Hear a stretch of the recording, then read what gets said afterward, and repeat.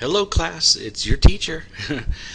You're never going to believe I just did the whole entire test. It took me about an hour. I explained every step, and I realized I did not have the microphone plugged in. Hello. So I'm doing the whole test over again, and I'm starting with number 1. And if you wonder why I'm going so fast, it's because... don't ask. So we're starting with number 1, and it's going to be simplify the square root of 20. And let me tell you something. Notice how I copy the problem and I number the problem, and now I'm going to show my work. I'm hoping that you look at this and you say, okay, so the square root of 20. That can be simplified because that's what they want you to do.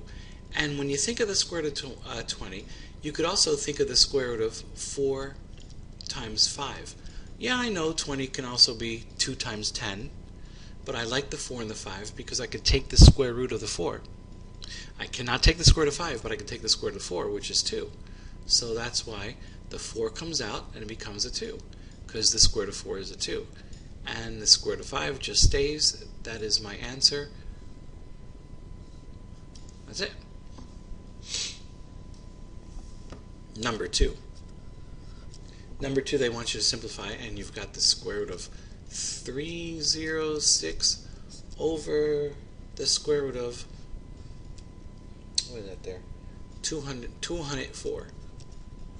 So I noticed that I could actually reduce this as a fraction, because what you have to remember is that you could rewrite this as a single radical with the 306 over the 204, and you could reduce that because I know 3 goes into both of those, 2 goes into both of them, and if 3 goes into both of them and 2 goes into both of them can be divided by 6 as well.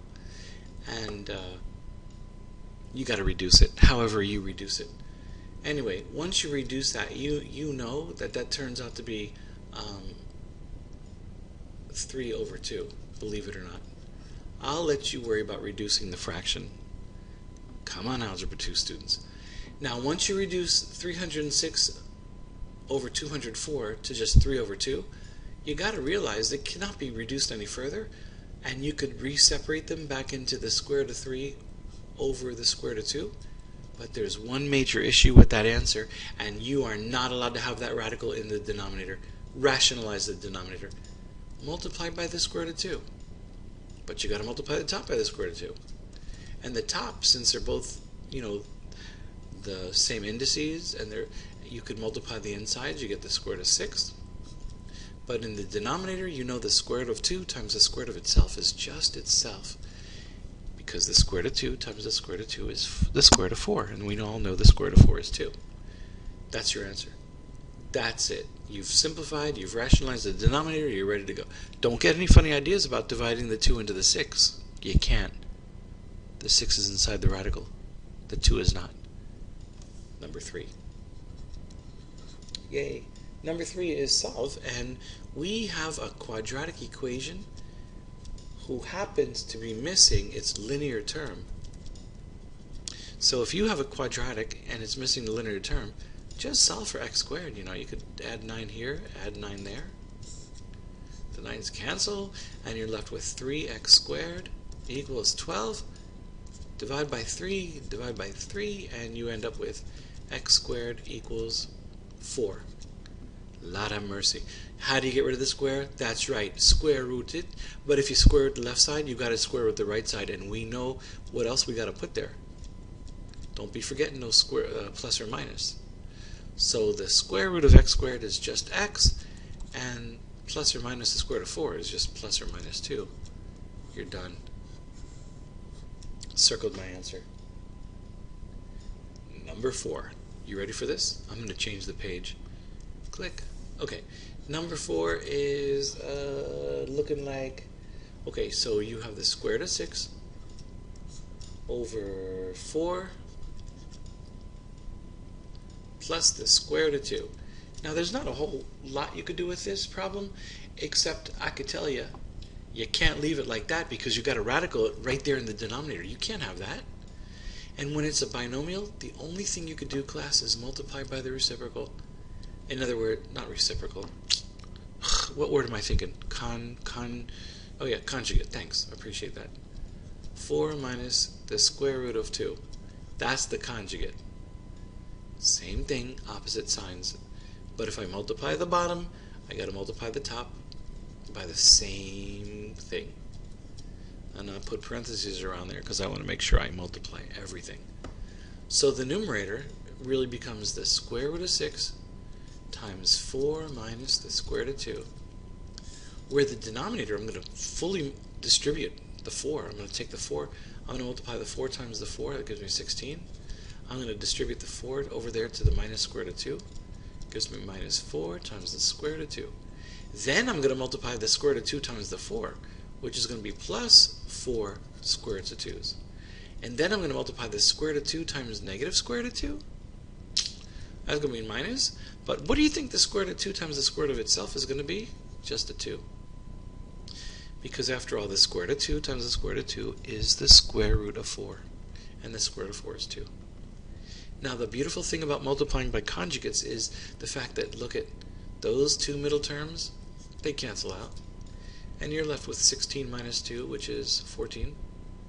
So you have the square root of 6 times 4 minus the square root of 2 all over 14, because 16 minus 2. No, it's not done. You're right. Because the reason it's not done is because you can distribute the square root of 6 by multiplying. Now check this out.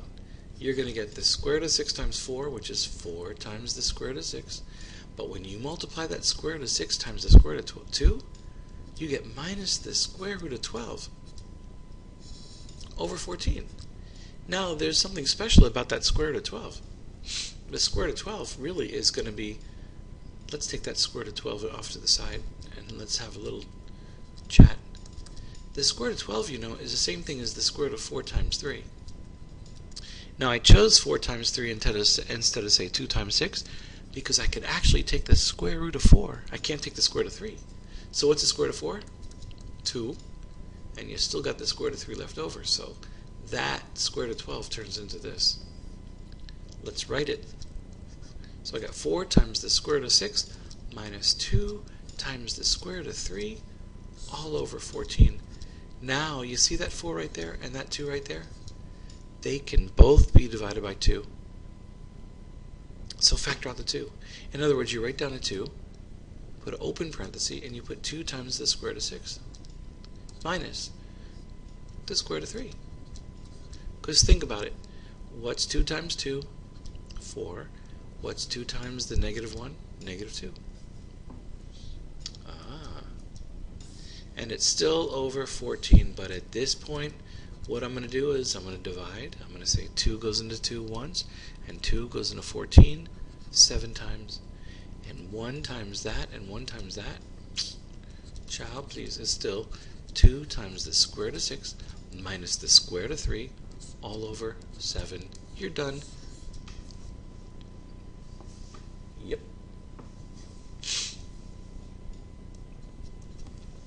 How about number 5?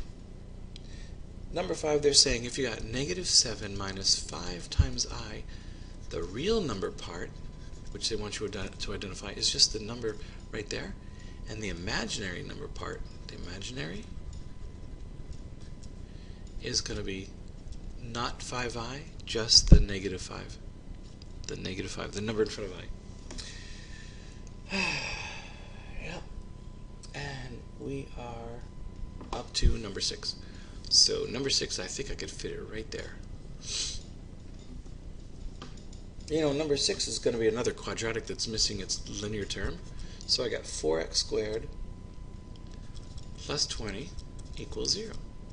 Well, I'm going to just solve for x squared. I'm going to put minus 20 there and minus 20 there. And guess what that's going to be? Like 4x squared equals negative 20. How about divide by 4 and divide by 4? So that gives me x squared equals negative 5. Now get rid of the square root. But if I square root the left side, I got to put plus or minus the square root of the right side. Now the square root of x squared is just x, and you know darn good and well you can't deal with any numbers when you got a negative inside the square root. The negative comes out and becomes I. Oh, plus or minus I times the square root of 5. Done. That's fine. Number 6. Sorry, number 7. In number 7, you got negative 2 plus 4i minus 3 plus 9i. All you're asked to do is to write the expression as a complex number in standard form. Well, a complex number in standard form is just a plus b times I. So it's just, you're simplifying just like you would simplify any other expression. Order of operations, there's nothing you could do inside that parenthesis. So just remove the parentheses because there's nothing multiplying. So it's just negative 2 plus 4i. But you got minus, which is like a negative 1. You got, before you could move the parentheses, you got to distribute. It's like saying negative 1 times 3, which is minus 3, and negative 1 times 9, which is minus 9i. I'll collect like terms, like that's a constant term and that's a constant term. That gives me negative 5.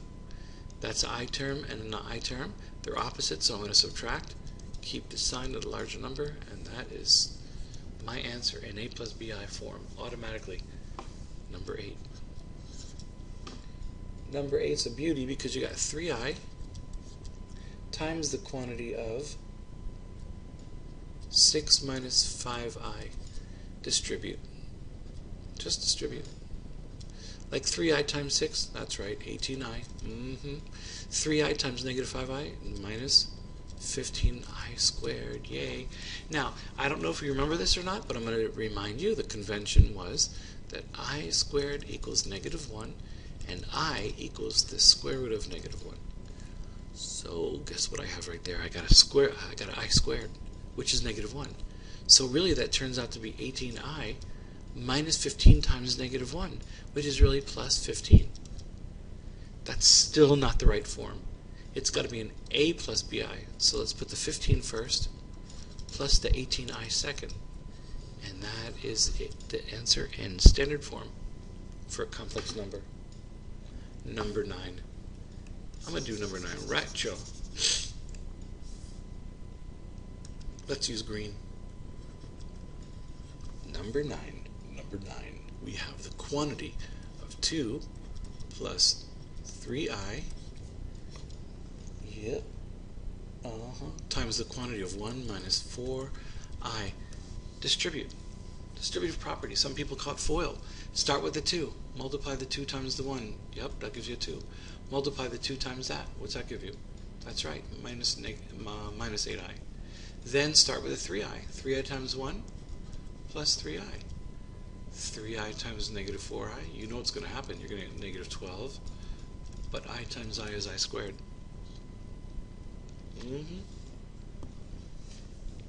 Now collect like terms. You got negative 8i and plus 3i.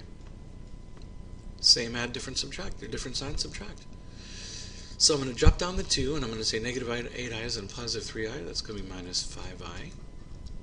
And then here you have negative 12 times I squared. And I squared is negative 1. Negative 12 times negative 1 plus 12. So 2 plus 12, that's 14 minus 5i. That's in standard form. Why, I oughta. It's done. Number 10. Number 10 says you got 3 minus 3i over 4i.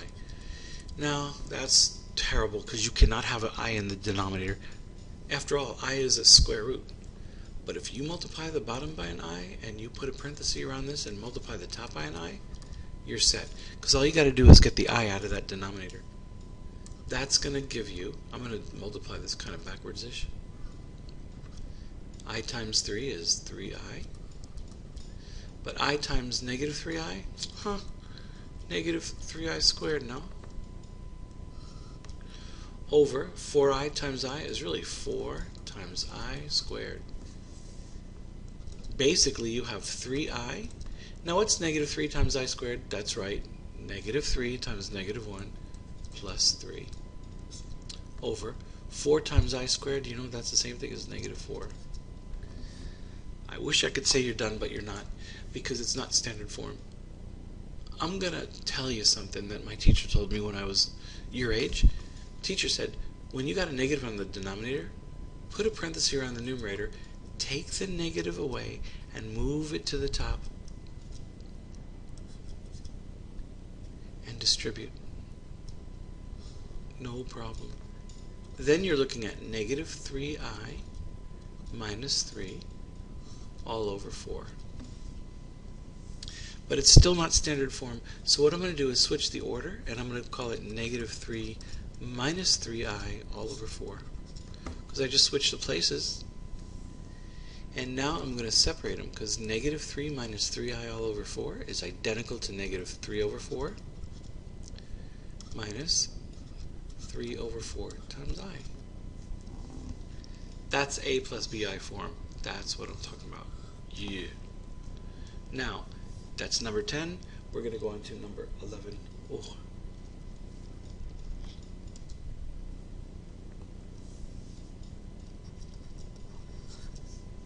Number 11 says you got to solve that. And x squared plus 6x plus 18 equals 0. One time, I don't think that's going to factor, to tell you the truth. Yeah, no, that's not going to factor, so guess what I'm going to use? That's right. Use a quadratic formula. I'm going to say a equals 1, b equals 6, and c equals 18, and the quadratic formula, x equals negative b plus or minus the square root of b squared minus 4ac all over 2 times a. And substitute. X equals negative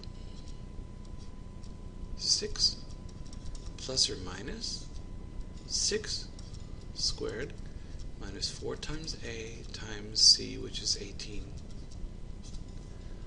all over 2 times 1. Cool.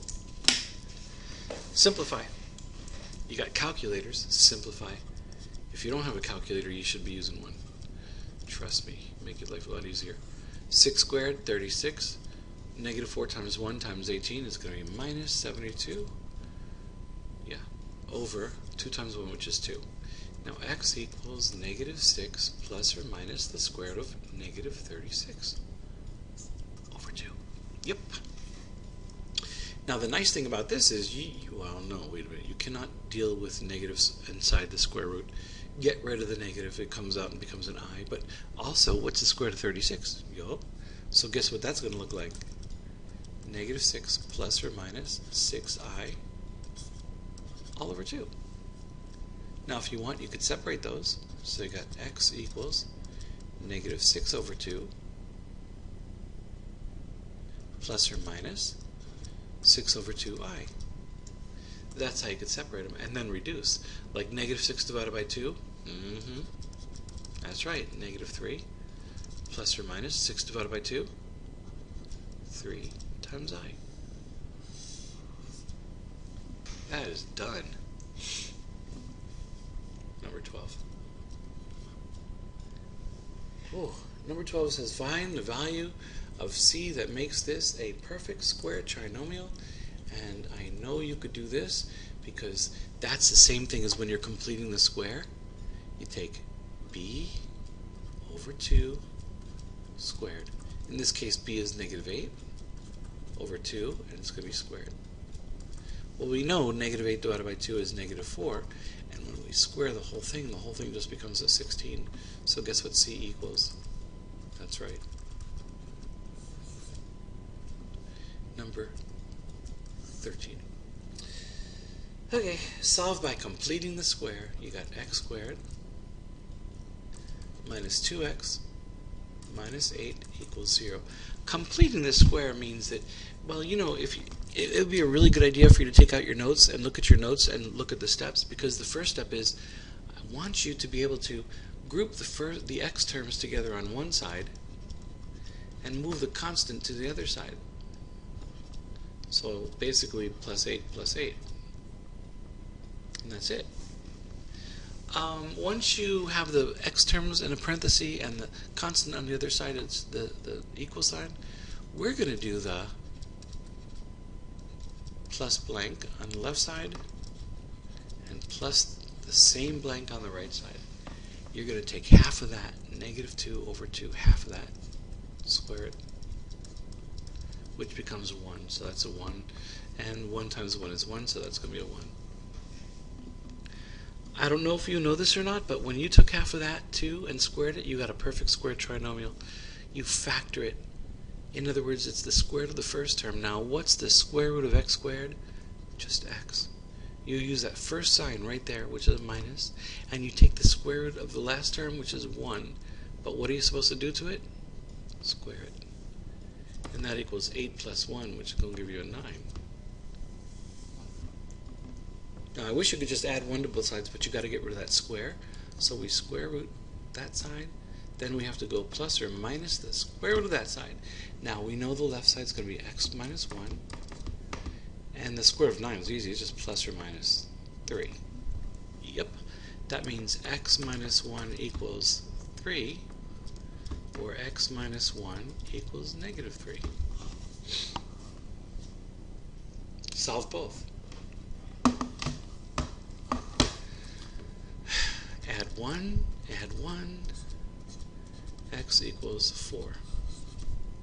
Add 1, x equals negative 2. Yep, that's it. Number 14, we're almost there, we're cruising. Get a drink of water.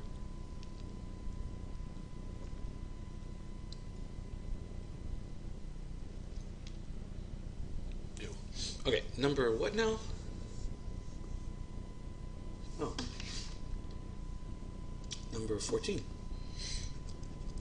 Number 14, we just want you to solve by completing the square. You have x squared plus 3x plus 1 equals 0. Well, if you're solving by wait, what are we doing? Oh, quadratic formula? Then we're going to just say a equals 1, because that's the number in front of x squared. B equals 3, and C equals 1. The quadratic formula is x equals negative b plus or minus the square root of b squared minus 4 times a times c all over 2 times a. Substitute. X equals negative b, which is 3, plus or minus the square root of 3 squared minus 4 times a, now a is 1, times c, and c is 1. And that whole thing is over 2 times 1.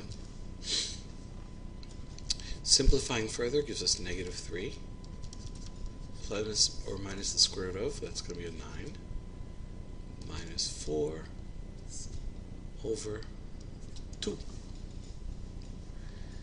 9 minus 4 is 5, so we're talking about x equals negative 3 plus or minus the square root of 5 over 2. So done. Yay. Oh, number 15 is the same stuff. But this time you got x squared plus 2x minus 1 equals 0. So if we want to solve that by the quadratic formula, again, a equals 1, b equals 2, c equals negative 1. So we also know that x equals negative b plus or minus the square root of b squared minus 4ac all over 2a. Substitute. X equals negative b is 2. Plus or minus b squared, which is going to be 2 squared, minus 4 times a times c, all divided by 2 times 1. So simplifying, we get x equals negative 2, plus or minus the square root of 4, minus, no, plus 4. Because after all, negative 4 times 1 times negative 1, and that's over 2 times 1, which is 2. So we get x equals negative 2 plus or minus the square root of 8. Oh. Now, think about this square root of 8.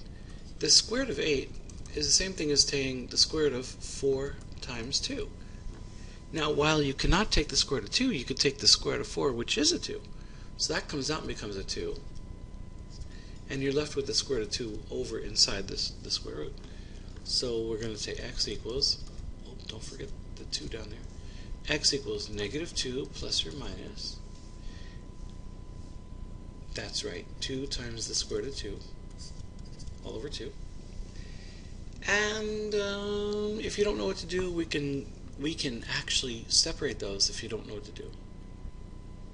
Because the key is, if you notice, 2 can be divided by 2, this 2 can be divided by 2, and that 2 can be divided by 2, and when all 3 can be divided by 2, you do it. But some people don't understand that, so what I show them is this. Reducing a fraction like that, I take out the greatest common fraction, which is actually a 2. And I say 2 times negative 1 plus or minus the square root of 2, because 2 times the square root of 2 is just the square root of 2. And that is over 2. So now I can cancel those, and I get x equals negative 1 plus or minus the square root of 2. Yep, number 15. And we're up to number 16.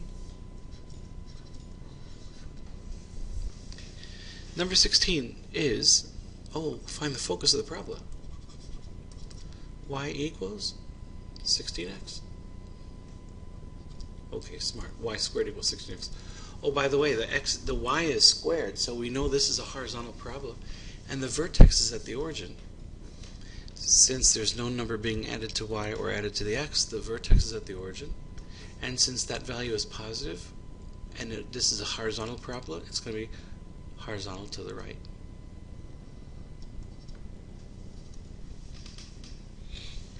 And now they want us to find the focus, but you've got to find the p-value. And we're going to use that formula, 4 times p equals whatever that number is right there.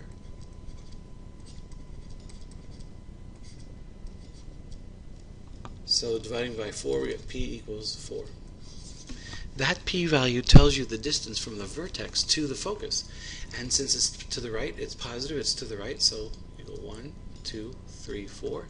And the focus is to the right by 4. And you could easily tell what the coordinate is. It's going to be the coordinate 4, 0.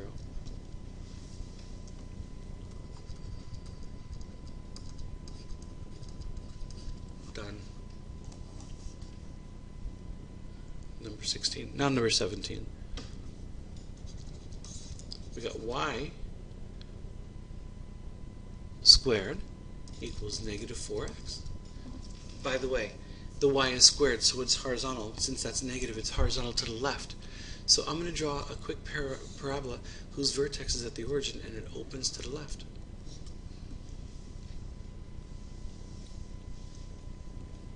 And the focus has to be inside that parabola.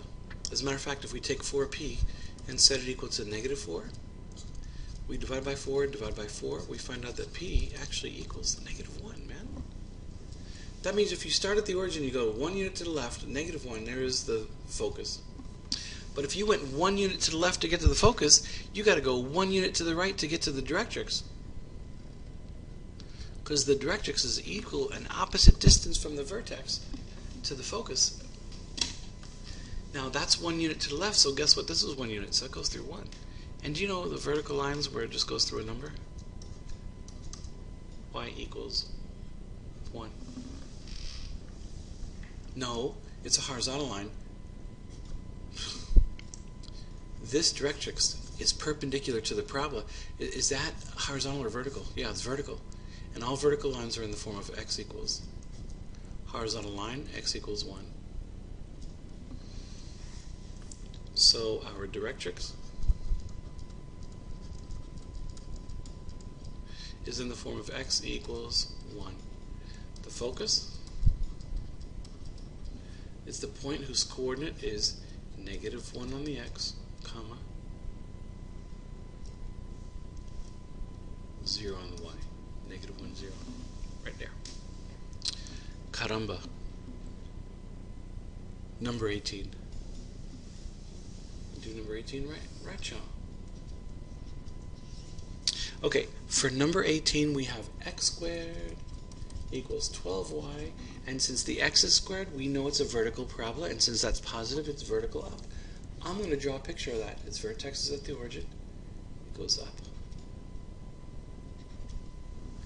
Let's take 4p, set it equal to the number in front, which is 12. We find that the p is 3. That means I start at the vertex, and which way do I go? 3 units up. And what is the coordinate of the focus there?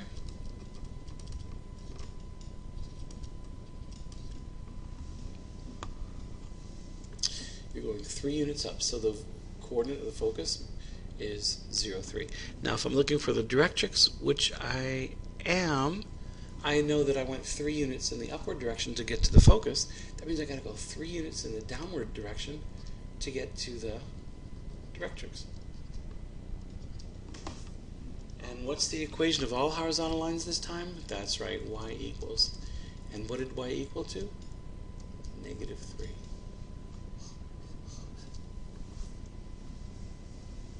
So we have the focus at 0, 3. We have the directrix at y equals negative 3. Done. Done. Number 19. Oh, number 19. That's a quadratic. But since only one of the variables is squared, that quadratic is a parabola. And finally, number 20. New page.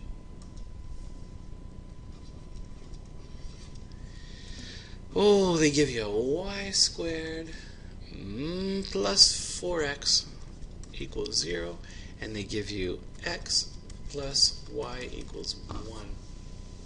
I'm going to use substitution on this, and I'm going to go some lag. If I take that second equation, x plus y equals 1, and I solve for x, I'm going to put minus y and minus y. I get x equals 1 minus y. Put a box around it, because now we're going to take that and substitute it into the other equation. You see how it's x equals? You see the x right there? We're going to replace that x with this. So it looks like this. Y squared plus 4x. Oh, there you go. We got y squared plus 4x. Now x is going to be replaced with, what does x equal? 1 minus y equals 0. So I replace the x with 1 minus y. Now I'm going to solve. Distribute the 4. So I get y squared plus 4 minus 4y equals 0. Standard form would be very, very appropriate. So y squared minus 4y plus 4 equals 0. I just switched the order. And if you notice, this is a perfect squared trinomial. I could take the square root of the first, which is y, the square root of the last, which is 2, use this sign right there, which is minus, square it, equals that squared, which is still 0. Now to get rid of this square, I got to square root this side, plus or minus the square root of that side, which just leaves me with y minus 2 equals 0. So if I plus a 2 and a plus a 2, I get y equals 2. I'm not done because I need to know x. So if I take the fact that y equals 2 and I go right there, I get x equals 1 minus y. Remember that equation? Let's replace that y with a 2, so it's going to be x equals 1 minus 2. So x equals negative 1. What's the coordinate? Negative 1 comma 2.